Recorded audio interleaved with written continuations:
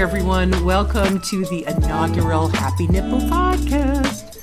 This is Lori Atkins. I am a registered nurse and IBCLC, which stands for International Board Certified Lactation Consultant, coming to you from Central Connecticut in the USA. I am so glad to welcome you to the Happy Nipple. It sounds like a great bar, doesn't it? I know, I keep thinking about that. It's not. It's my podcast, and I am eager to share all of my birthy people with you. I've been in the field for a long time, and I have so many people to talk to and share with the world. So here we go with our first interview and first podcast with doulas, massively lovely doulas that I work with in the Connecticut area. I bet you have great doulas where you live too, and we do talk about that with my interview with Sousa and Kaitlin G.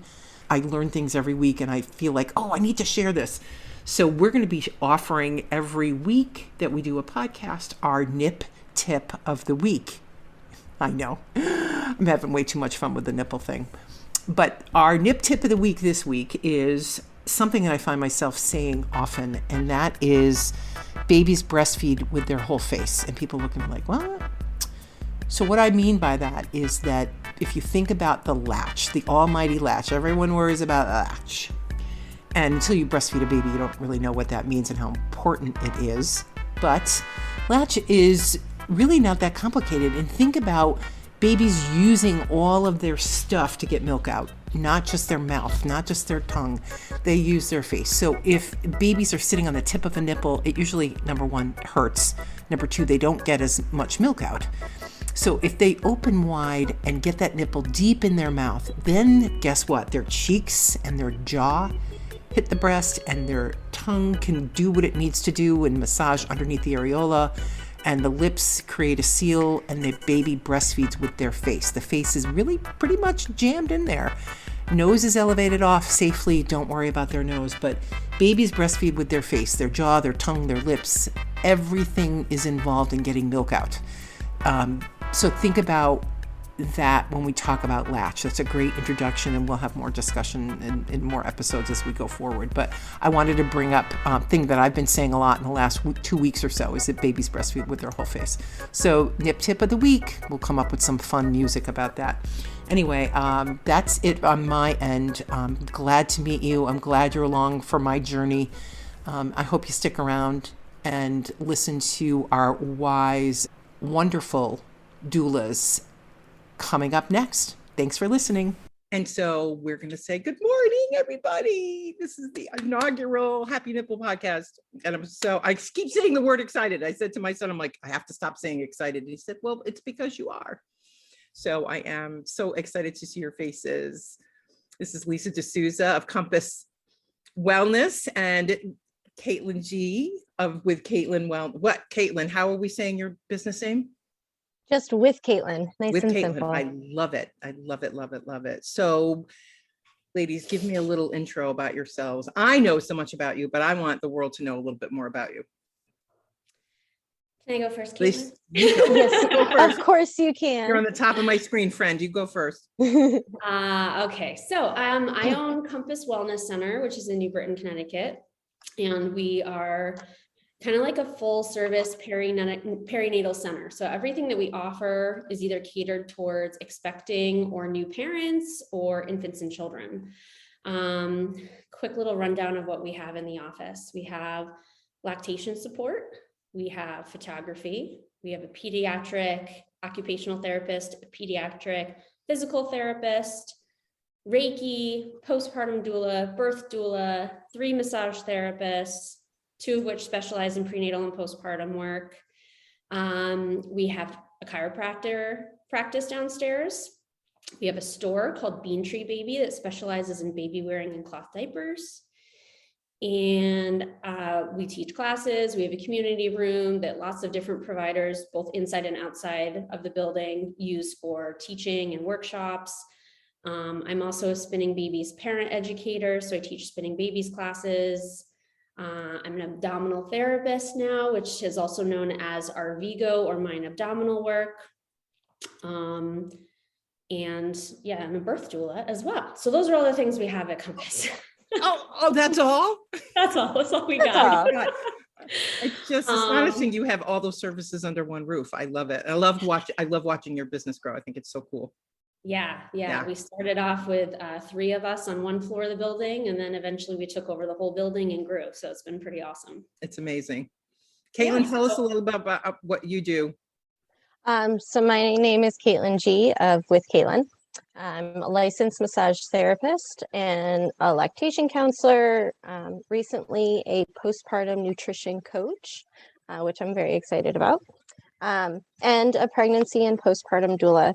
I have an office in New Britain and in Glastonbury. Actually, my New Britain office is inside Compass with Lisa, which has been really great to grow with, and watching everyone come to the center over the past 3 years now, almost 4 I was gonna years say, that it's I've been been like there. 3 years you've been with us, right? Wow. Well, Andrew's 3, so it'll be 3. Yeah. So I mean, I work a lot within Connecticut, but and travel around mostly in home work for postpartum support, helping new moms and families get off to a good start with sleep and education and questions and just having that peer support. Yeah, that's me. I'm so glad to have both of you here. I've admired you both and gotten massages from you both, just to be clear with the audience, because you both are amazing massage therapists. On top of all of this, I think that needs to be put out there. And I can't wait to pick your brain about how you feel about massage work and pregnancy and postpartum. So in kind of thinking about how to talk to you guys, there's so much I wanted to kind of ask, and then I wanted to kind of say, because I think I have mentioned in my work as a lactation consultant to my clients sometimes when I really identify somebody who's really kind of, maybe the support system was there right after delivery and then everyone's going home, right? And so I kind of like, how are you? Oh, my partner's going back to work. And so I mentioned a postpartum doula, and some people have never even heard the word doula, right? So I've been blessed to be in a birthy circle for a long time. So I'm very familiar, but I'm thinking to myself, people who may be listening may not even know what that means. So what do you want to kind of give us an idea of what just the word doula means? And I know that there's a lot in there, but give it a shot, because I think people need to know. So I mean, I'll talk a little bit about birth doulas, and then Caitlin, if you want to talk about postpartum. Perfect. Yes. Works for me. Yeah. So you want to hear some birth stats? Yeah, go ahead. I think that will help people understand what you do and how important it is. So this is from the Cochrane database, a study that was done in 2017. People who have a labor support person with them, in addition to a partner, have 39% decreased chance of having a cesarean. Oh my God. 15% increased likelihood of a spontaneous vaginal birth. 10% decrease in the use of any type of pain medication, including epidural. 41 minutes on average shorter labor, which doesn't sound that significant, but we'll take it. Oh my gosh, it does sound significant to me, especially at the end. Woo. Yeah, 38%, this one's kind of really interesting to me, 38% decrease in the baby's risk of a low 5-minute APGAR score. Wow, I wonder, Nice. I have to kind of pull that apart and think about why, but it's probably all the birth interventions, right? I mean, yeah, shorter pushing, yeah. 31% decrease in the risk of the birthing parent feeling dissatisfied with their birth experience. Wow. So, you know, if you want to kind of generalize that, decreased birth trauma. So birth doulas, we support our clients through their pregnancy. We support them through the birth itself. And then we provide support postpartum.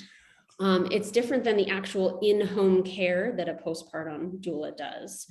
Birth doulas typically do like one postpartum visit, and from there give resources to the areas that a set of parents may be struggling with. And that's a great time to suggest a postpartum doula. And then we provide continuous support through labor. And that looks really different client to client. For some people, I'm doing lots of hands-on work, hip squeezes, massage, you know, essential oils to help ground them, birth affirmations, all that kind of stuff. Sometimes it's more, you know, support through word and position changes and breath work, things like that. Advocacy is a huge piece. Yeah. Depending on where somebody is birthing, sometimes I don't have to do any advocacy, which is nice when you're with someone who's birthing somewhere who already, practices evidence-based care and includes the parents on decision-making, informed consent, all that good stuff. But not every place is like that. And so sometimes advocacy is a big piece of what I do, and giving those parents the voice that they need to say, hey, wait a minute, we need to discuss this before you just go ahead and do it. Right. So a lot of people in my nurse history have said, well, doesn't the nurse do that work? And how about my partner? I need him or her or they to be right up front with me. And do you take the place of the partner? And so what do you say when people have that question that have no idea what you do? Well, as far as the partner goes, I love working in a cohesive team type setting with a partner. And when things do go awry in a birth, quite often that expectant parent looks to their partner to be the one to know the right answer, or should we do this? Should we not? And they don't have a clue, even if they've read all the books, even if they've taken all the classes, Right. They have a provider standing there saying, well, you have to do this. This is what's best. And, they shouldn't have that pressure put on them to all of a sudden be an expert in this field. So, your partner is an expert in you. You guys have a connection and a tie that I won't have with you in the short amount of time we're going to work together. Yeah, I can't replace that piece. That partner is that rock and that emotional connection and that grounding force. But I am that middle ground between the providers and the couple to, give you your options and provide support in a different way. Some people refer to doulas as like a Sherpa of childbirth. Like, oh my God, I love that. That's perfect. It's a guide. It's a guide. I like love you can that. go on a trip and get from point A to point B without any additional help. You'll get there, but who knows what kind of experience you're going to have. But if you hire an expert guide, you're not going to miss anything. You're going to see all the good things. That's kind of like what we are as doulas. Absolutely supporting that family. But then there is the whole medical side of that. And where is this IV leaking? And what does this baby look like? And do I have all the things in the room that I need? Do I have the help that I need? Do I need to pee? There's so many things that are going on in the nurse's mind. Are you guys understaffed that night? Oh my God. Are you running room to room? Staffing now, from what I hear from my friends still working the bedside, is just atrocious. I'm sure you guys can speak to that as well. I think we're all doing the best, but I don't know some days. So I think there's so many other things that the labor nurse is thinking about. And of course, the family is at the center of that. But to have that person whose job is it to be the center for that family, meaning the doula, it changes things. It does for sure. And in my experience, I didn't work with that many doulas at St. Francis. When I worked at Hartford Hospital, doulas were kind of a rarity. And that was a long time ago. It was 15 years ago. So it was different. But I'm really thrilled when I have a client come to me for lactation who's had doula support. And I can tell the difference sometimes with people. They just seem more educated, more sure of themselves. They feel like people are caring for them because people will refer to me. And I feel like they've been kind of handed from one caregiver to another, and they feel that support coming through. So I think it's a great team kind of a thing. And then we segue to our postpartum care, because man, let me tell you, I would love to be able to just give every family I meet in my lactation care to a postpartum doula, because I never realized, having 3 kids of my own, I think I should have realized how important care is after baby comes, because it just can overwhelm a family. Oh, most definitely. And I mean, I've birthed 3 kids myself, and each postpartum is different. And it's very much, I feel, based off of how much you can prepare, as much as you can prepare for an unpreparable thing, but also like how the birth experience went. If things were traumatic, I mean, birth in itself is a natural trauma, but when you've got this other stuff that's on top of it, you carry that in postpartum. And now you feel like you got hit by a train. and you're trying to take care of this new thing that relies on you a whole lot, and a partner who is trying or not trying as much as they can. And so a lot of what I do as a postpartum doula is I kind of come in and support in whatever that looks like. For some people, that mom needs to sleep the entire time I've been there because she has not had consistent sleep since before she had this baby.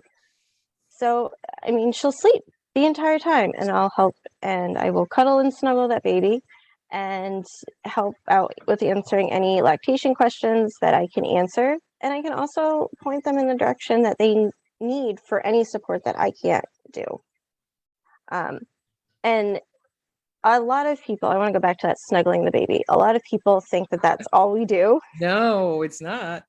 And it's like, no, I snuggle the family. Like that's, you know, That's adorable. Adorable. That is adorable. Like, I'm I a need that family in your snuggler. I need that in your tagline. I snuggle the family. I can see it. Well, because I mean, honestly, babies, they wake up, they poop, they sleep, they eat. Like that's kind of their jam the first 6 weeks. Yeah. But a new set of parents, those first 6 weeks, they're trying to process what just happened. And that's a lot of what we talk about is what just happened. Right. Because it is so life-changing. We have a lot of partners that I've noticed lately have never really been around babies. So kind of just educating them on what this newborn care is and what does normal poop look like. And, you know, let's talk bottle shapes because there's 1.5 million different bottle choices out there nowadays. So we dive into that. You know, how do I use my breast pump? I mean, YouTube only shows you so much. So we dive into that. It's a lot of that nitty gritty stuff that like you can't ask a Facebook moms group. And I think too, you find too that the questions, you don't know what you don't know, right? So exactly, it comes up after the baby's home and you're like, oh my God, there's a whole world of stuff I didn't even think to ask. So I think that's one of the important parts is being able to manage those day-to-day questions as they come up that you didn't even know you needed to know. Exactly. Like you get those bottle packs, those 4 whatever bottles in a box that come nowadays, and you think, oh, one of these has to work great, and then you're like, yeah, they're leaking or they don't work. My baby's chugging it and puking afterwards or whatever. And you're right, normal poop. What is baby poop? And oh my God, I need to sleep, and I have other kids running around and other responsibilities. There's so many things, and you're starting to do meal prep stuff. Can you tell us a little bit about what that looks like? I know you're excited. I am too. I'm so excited about this.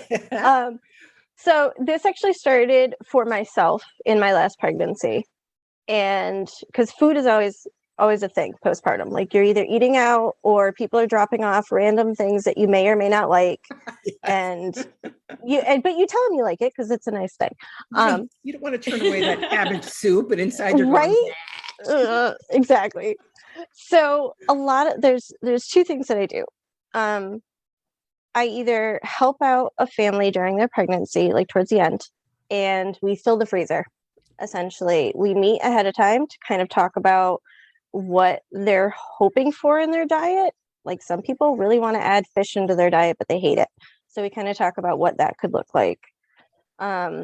We hash into like how much work do they really want to do?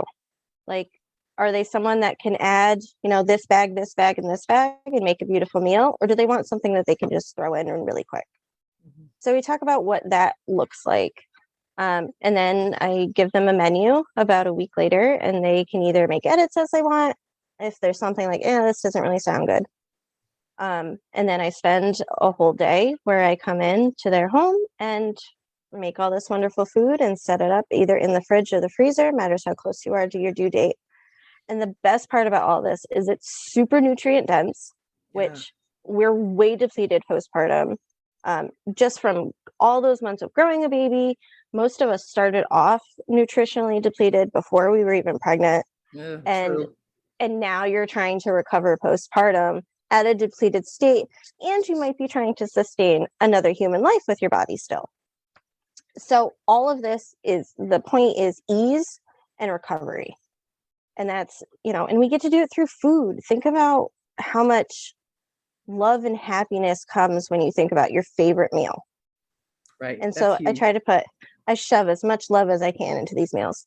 Hey, Caitlin, I'm 3 years postpartum. Can I hire you? 24 years postpartum, and I think I would hire you.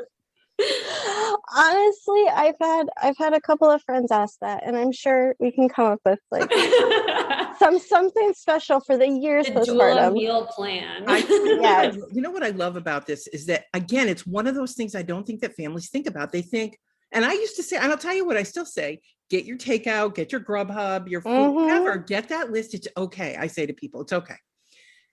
But in that, we know that it's so easy to get stuff that you maybe doesn't do that.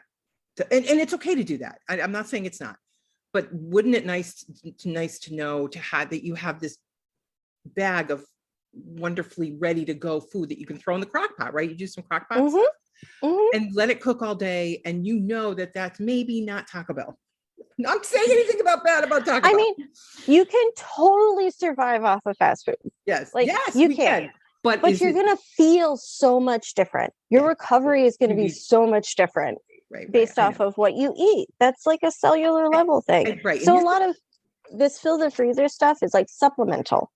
So like you're not going to shut down your neighbor's food, but you can have that with other stuff. And there's also... Oh, sorry. I was just going to jump in and say this is one component I really love about the home birth community and the midwives we have to do home birth in our state and probably other places as well, is that they talk more about nutrition than any hospital provider. And you could spend a whole hour at a prenatal talking about what is your first postpartum meal going to be. And they want it cooked, ready to go. You have a plan. There's no winging it. They want something high in protein, really healthy, really good for you, but something you love, so like just that conversation alone is good to sort of spark that conversation with the clients of like, hey, you actually should think about what you're putting in your body when you're trying to heal from such a massive change and potentially breastfeeding, Oh, I think it's huge. And we'll go back to the baby poop. Not we're eating baby poop, but you're too worried about your baby poop to think about, oh, am I going to be able to have fish and brown rice and maybe some broccoli for dinner? I mean, it's nice to be, you know what I mean? You're so overwhelmed with what's happening that I love the idea. And the more I talk about it, the more I love it, of being able to have some thought to put into this. And I know that not everyone is going to be listening to us, is going to be listening from Connecticut to be able to get at these services. So maybe we'll come back and do a whole, look at Caitlin. She said,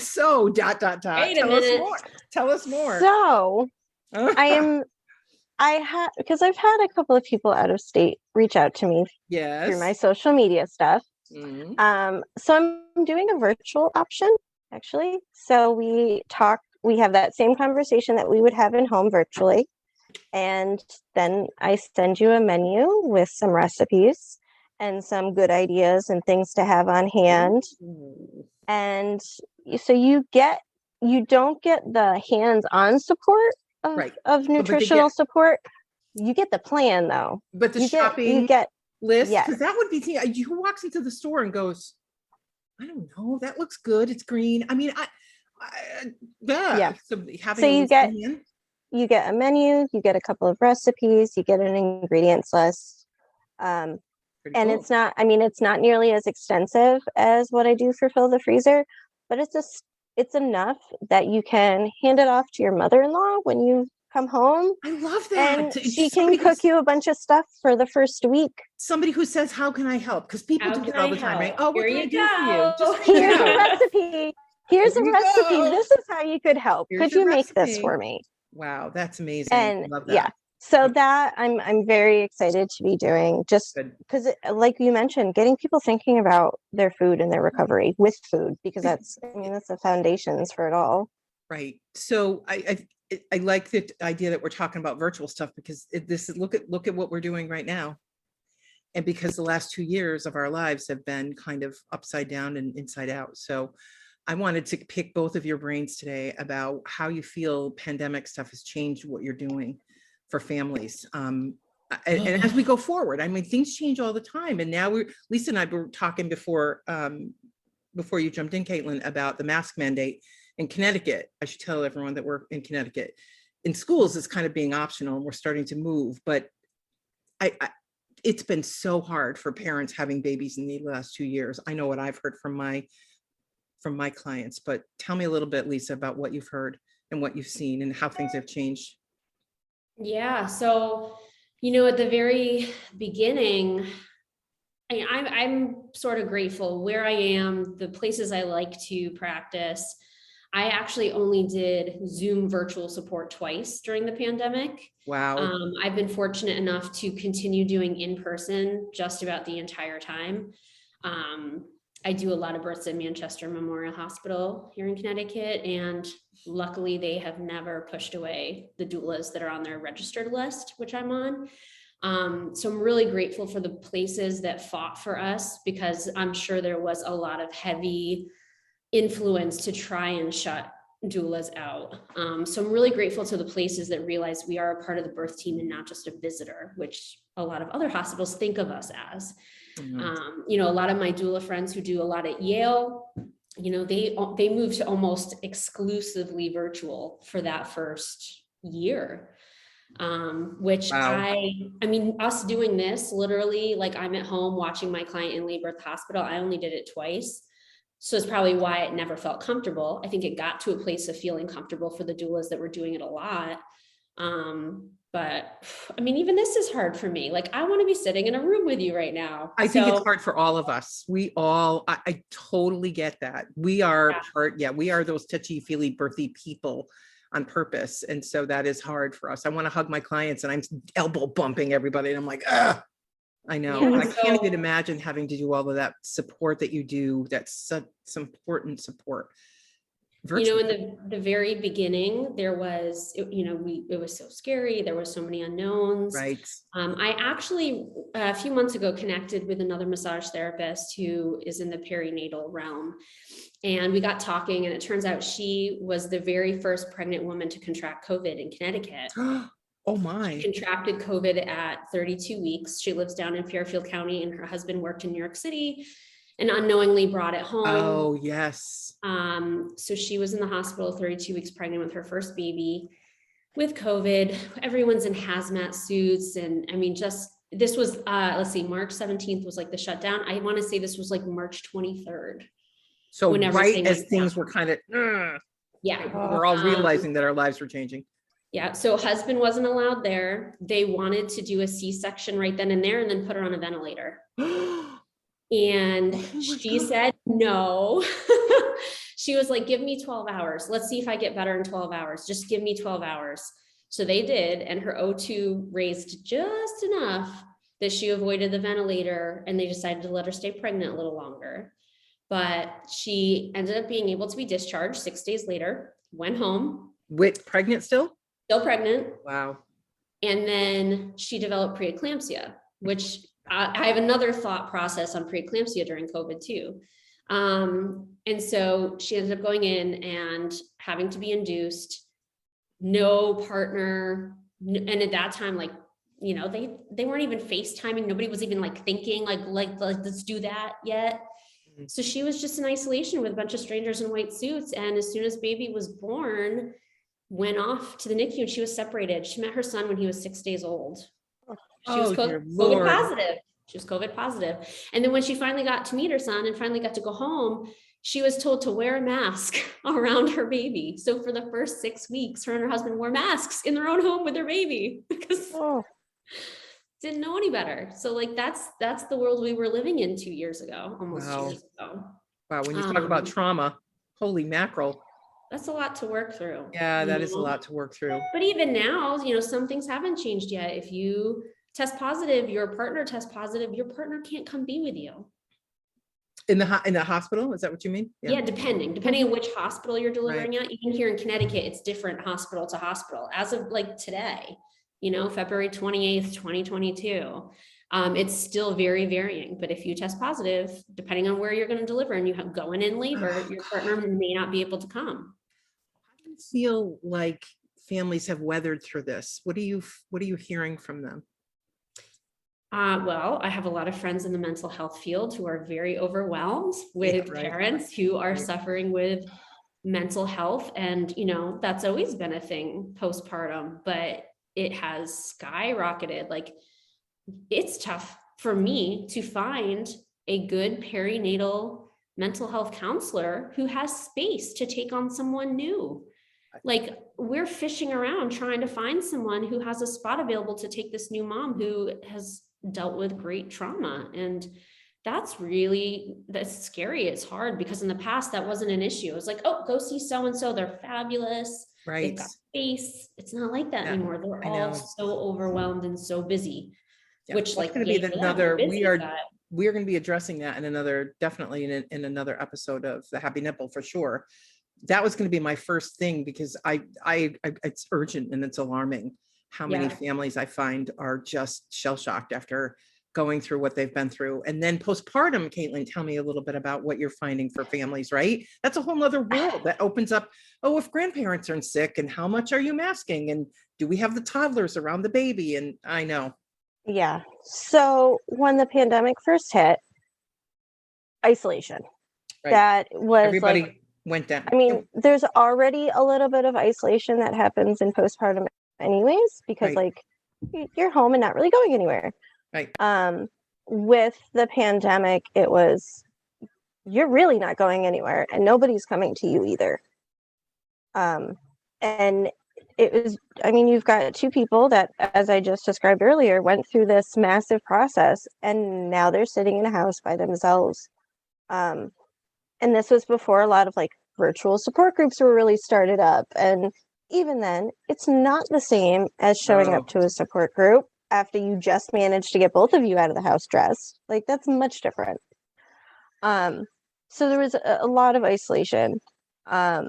And actually, throughout the pandemic, our normal 1 and 5 to 7 for postpartum depression has increased to 1 to 3. Are you talking about 1 to 3 parents or? Yes. Yeah. Okay. So the number one in 3. All right. Okay. Yes. I got you. 1 in 3 birthing people good way to put it, are dealing with postpartum depression right now. And that's stat doesn't wrap into like the partners that are also dealing with their own form of postpartum depression. Mm-hmm. So like one of my first tips with that is really to find your pod of people, and some people that have similar protocols as you for how you're handling COVID and staying safe out in the world and things like that. And so you at least have people that you feel comfortable coming into your home. But it's definitely been hard. I will say though that the good things that have come out of COVID, I know everyone's going to call me crazy. Store pickup, where they bring the stuff out to your car. that can stay in place forever. That can stay in place forever. But that has been a huge help postpartum, especially because mom can make an order and someone else could pick it up and just drop it off at her doorstep. Almost every single place that has some form of delivery of food. So you can get, that thing that you really like that you'd have to go and sit down for. So there are some little good things. There's more virtual options for support groups. Perinatal therapists are really hard to come by, especially ones that are like based in the state that used to have an in-person practice. Mm-hmm. There are some like virtual options, but that's still messy because then you're messing around with insurances and stuff like that. And things. I mean, I know right now we're dealing with a little bit of a formula restrictions because there was a huge recall. Right. And so we're recording this. Let me just put that out there that we're recording this in February of 2022. Yeah. So they're, sometimes just finding formula has been hard. So I have seen community pull through in that way of like, hey, I don't have anything. Does anyone near me have something? I'm glad you brought up the good things because we're kind of COVID. So Yeah, I'm COVID glad you did that because I stinks. wasn't even thinking about it. I was like, but you're right. There have been some good things to come. Can I throw another good thing in there? Yeah, please. We It's need kind of good a things. catch-22. Mm. So imagine this scenario pre-COVID where mom just had her baby 30 minutes ago and, maybe just had sutures put in a tear and she's bleeding and all these crazy things are happening. And I'm just helping her latch the baby for the first time. And in walks her in-laws. And she's like, oh, I don't want my father-in-law to see me. Like the whole grandparents wanting to walk in the door the second you have this baby. And the partner saying, well, my parents, I can't keep them from coming in. They want to see the baby right away. And so she's like, oh, okay, yeah, all right. Oh my God, I have to say, for those families who don't want to be mean and tell the family to stay away and let them just have their time, the visitor restriction has been sort of nice in that capacity, because now you have like a legit excuse, if you don't want to be honest, to say you can't come. And so seeing those early precious hours and moments be just those parents and that baby undisturbed has been beautiful. Now, on the other side of that, it's been awful to see parents who have kids at home who can't come see their sibling. Oh. And if for some reason they have an extended stay in the hospital or something, that's really rough. And that's hard. When I had my son, my two girls came in like 90 minutes after he was born and they met their brother, and it was wonderful. So I can't imagine not having had that opportunity. But for the family members that don't understand how crucial it is to stay away and wait until that family is ready, and who just, want to meet their grandbaby, or, it's not even necessarily grandparents. It could be aunts and uncles, whatever it is. Anybody, yeah.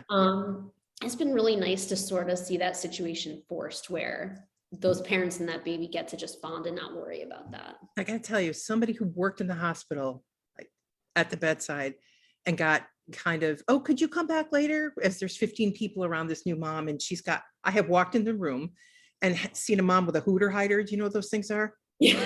I've never heard it called that.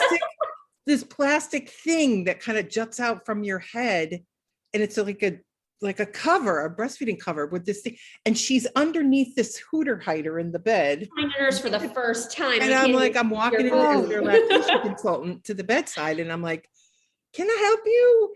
And she's like, well, yeah. And you can tell she's just so uncomfortable, and no one's moving in the room. And so, as somebody who's helped somebody breastfeed in the bathroom in the hospital because the room was full of visitors, that really happened to me. I'm walking the room and I'm like, hi, where's Mrs. Smith, or whatever her name was? And they're like, well, she's in the bathroom. And I heard her say, could you come in? And I'm thinking, oh, she needs help in the bathroom, like postpartum. And I walk in and she is standing there in the bathroom trying to latch the baby. And I'm like, what is happening?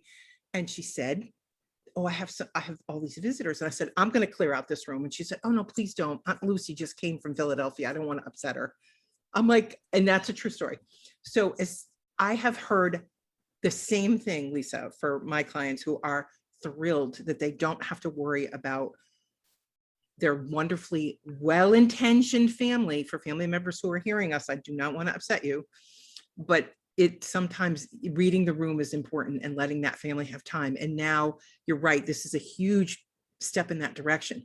But the flip side is the parents, maybe the grandparents who are medically challenged and who really are being careful and maybe could have helped a little bit with COVID, or parents. I talked to families that are that have international family members who could not come into this country to help. I have lots of Indian clients who couldn't get parents to come to help them. And traditionally, culturally, for some Indian families and Pakistani families, it's a huge part of how their postpartum goes. And then they didn't have that help that they would have expected normally. So they were struggling. So yes, weighing back and forth, and lots of milk for the most part, because moms are doing tons of skin to skin and parents are doing lots of one-on-one time with their infants and only focusing on feeding. And in the beginning of the pandemic, what I saw was not so much a lack of milk supply.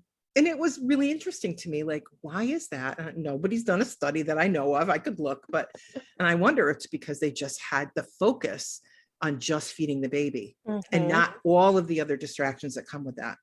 Tell me how you talk to your clients about getting ready. Both of you can jump in about getting ready for baby and talk about that village. I mean, talking about that village is also, the pod that I brought up, figuring out who could physically be in your village. But part of that is also thinking prenatally about who needs support wise. So a lot in birth doula work, you talk about how, what are you going to need as far as like, a chiropractor or a massage therapist or, maybe a physical therapist during your pregnancy or immediately postpartum. But a lot of people don't think to write down like the IBCLC's number or how to, we have the pediatrician's number, but do we have the on-call number? Like kind of those information.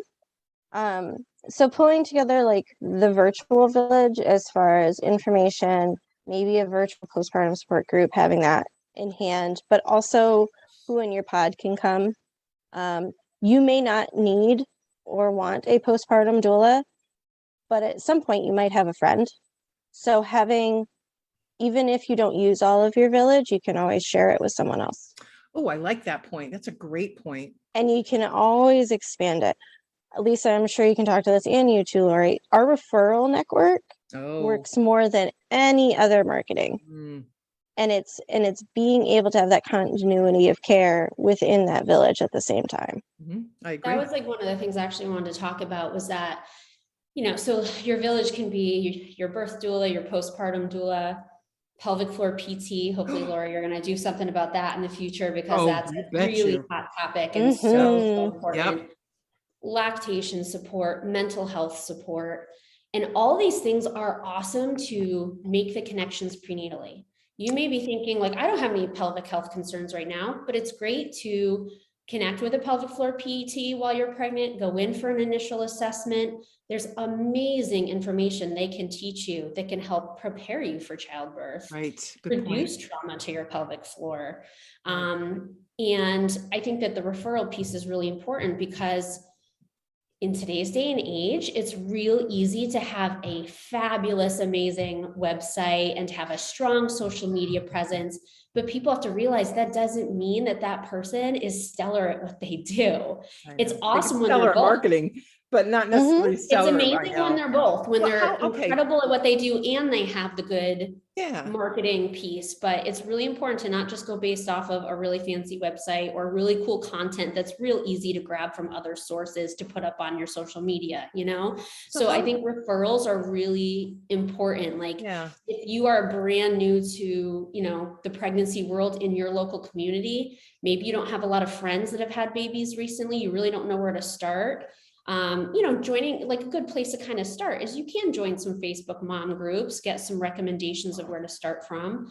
But once you make like that first connection to someone you really trust, maybe it's the doula, maybe it's the lactation consultant, and you feel you trust them, you love them, you're excited to work with them, use them for your referral network to go get other sources. That's a good point. I never thought of it like that. A lot of times moms will give each other referrals, but sometimes that person doesn't work for somebody who maybe they work for someone else or had the best experience. So I like that idea.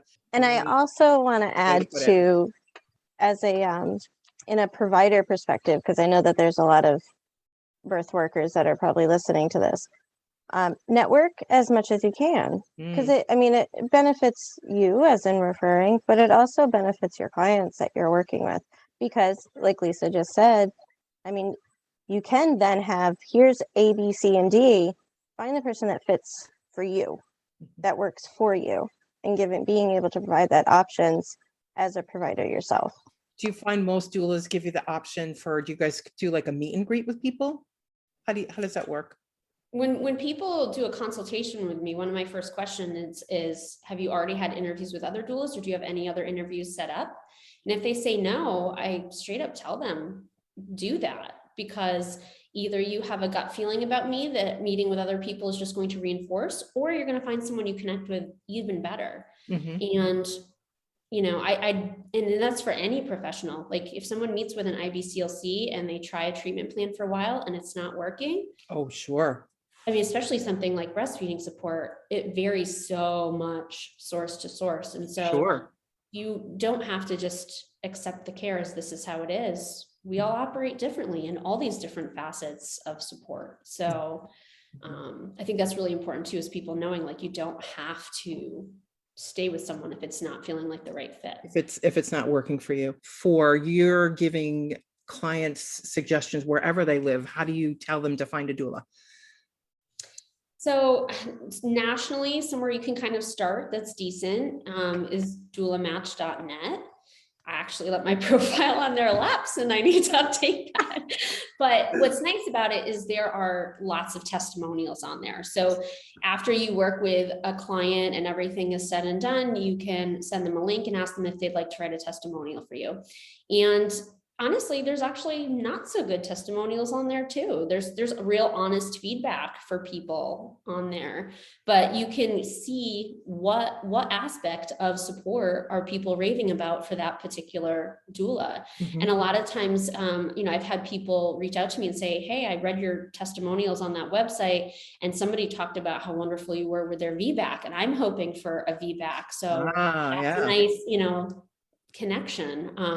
It's a good place to start. Like, I think that you're pretty safe to say that if you're thinking of hiring a doula and you find 3 or 4 through doulamatch.net and you interview them, you're going to have a good chance of meeting one that works well. Or if they're anything like me, sometimes I'll meet with a couple and I'll get a gut feeling that like they would be a really great match with so-and-so. And I will straight up tell them that. I'll say, you know what, you guys are lovely, but based on what your needs are, I actually think this particular doula would be even better for you.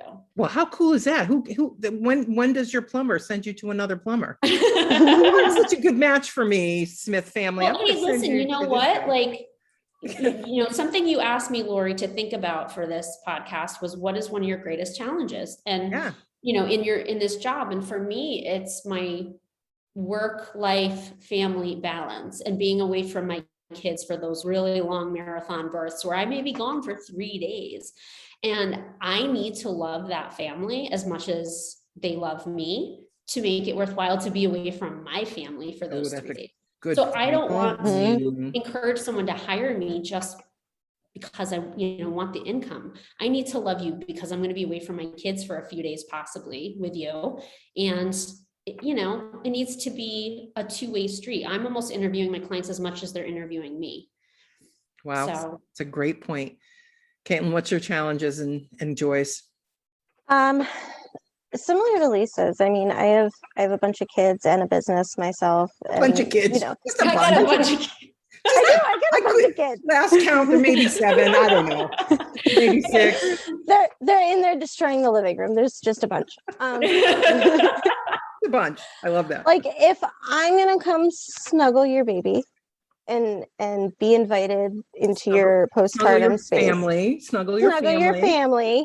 I love that. Remember, then it needs to go both ways. Like, I understand, like, oh no, I just need the help is kind of what I hear, Liz. I just need the help. They don't really ask any questions about me or anything. It's, I got your number, I need your help. And so I do the same thing. Okay, well, what's going on? What's your wants, wishes, needs, things like that. And I've handed off people to other, like this postpartum person, I think will be so much better. Whether it's closer, experience, or my schedule, I don't want to overspread myself. Because I need, like Lisa, I gotta love you as much as you love me. And I also want to feel like I can spend 4 hours with you at least and not dread being away from my kids for those 4 hours. I love what I do and I want to keep loving what I do. Mm-hmm. And so part of that is making boundaries. I was just going to say that. You read my mind, making boundaries that work for you and work for that family too. Mm-hmm. And making roles really clear. Sometimes that's a challenge, right? Yeah. I really struggle with the boundaries because I will say that I only want to take 1 or 2 doula clients per month. That's sort of my happy spot with how busy I am on my massage side of things as well, and as well as teaching. But often like a provider will get in touch and say, I have someone for you. And I could just tell it's going to be a great connection. You should meet with them. And I'm like, I already have 2 that month. And I'm like, okay. And then sure enough, I meet them and I love them and I say yes. So that's something I struggle with. No. Yeah. And I think when you're part of a giving profession, and most professions are giving professions, but I think most people, when I say that, know what I mean. Usually in the medical profession, the birthing support arena, that's part of our nature. It's to never say no. And what does that do to us? And that's a whole nother podcast episode on provider burnout coming soon to you. But yeah, no, boundaries are really good.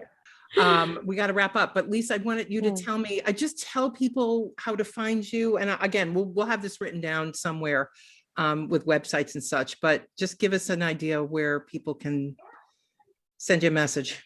Yeah, so my website is compasswc.com. And then you can, I don't do much with Instagram. I'm like a dinosaur, I swear. But on Facebook, it's Compass Wellness Center. I have 2 pages, Compass Wellness Center and then Compass Massage and Doula. So Okay, gotcha. So they can find you on Facebook and on the web. And I know you book online too, right? Yeah. For your massage, right? For massage, actually, I'm not teaching any group spinning babies classes right now for parents, but I'm doing private and they can book the classes right on the website too. Right. And they can reach out for questions on Facebook. That's a good place to send them, or on your website too. There's phone number, right? Yep, there's phone. The phone number that's on the website is actually you can text to. Everyone loves to text versus call. We all have like phone phobias right now. I you can know. always text me or email me. Sure. Great. Caitlin, how do people find you? So my website is withkaitlin.com, and Kaitlin is spelled Kaitlin. I'm relatively active on Instagram at with Kaitlin pregnancy postpartum, and through the same you can find me through Facebook, which is not as popular, but it is there. Yep. You can contact me directly through the website. You can also book massage therapy sessions right through the website. Call or text works really well, especially postpartum. Like, let me know your name and shoot me a text and we can talk from there. Great. Well, I can't tell you how much I've enjoyed talking to you. Could probably talk about another hour or so, right? Congrats on popping your podcast chair. Yes, congratulations. Not a virgin. Yay. Yeah, I mean, I knew this is going to be a challenge because I could talk for hours. So thank God I have an executive producer's son who is going to wrangle my ass and tell me to tap it. But he was when I was talking to him about it, he was telling me how to find people. And I'm like, I don't have to find people. I have people. I just need to figure out how to do it, because what a wonderful community we have in this area to be able to share information and knowledge and support.